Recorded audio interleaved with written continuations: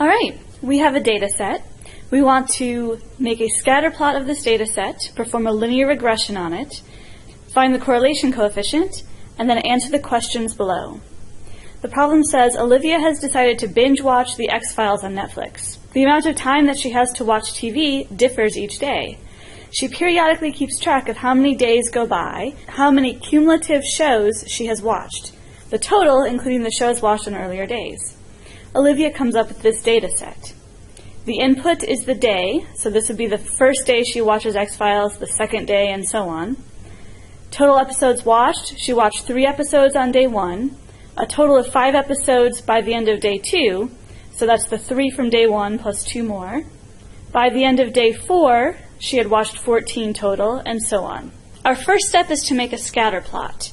If you don't remember how to make the scatter plot, watch the video from Module 12 on making a scatter plot. You can see that when I edited the data, under series name I have episodes of X-Files watched.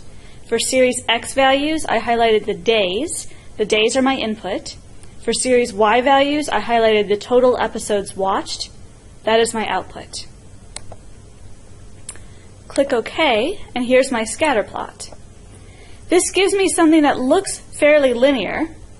Now I want to perform a linear regression on it. In Excel, the way that we perform linear regression is right-clicking on any data point, then going down to Add Trend Line. We want linear, we will click Display Equation on Chart and Display R-squared value on chart.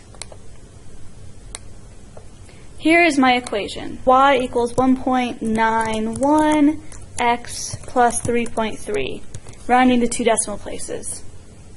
Since r squared is 0.9201, I can find r by taking the square root of that. R squared, 0.9201. R is the square root, SQRT, open parenthesis, so 0.959218. What is the best fit line for the data? That's the y equals 1.91x plus 3.3. Does the correlation coefficient tells us that the data is strongly linear, moderately linear, or weakly linear? Since r is quite high at 0.959, this tells us that we are strongly linear.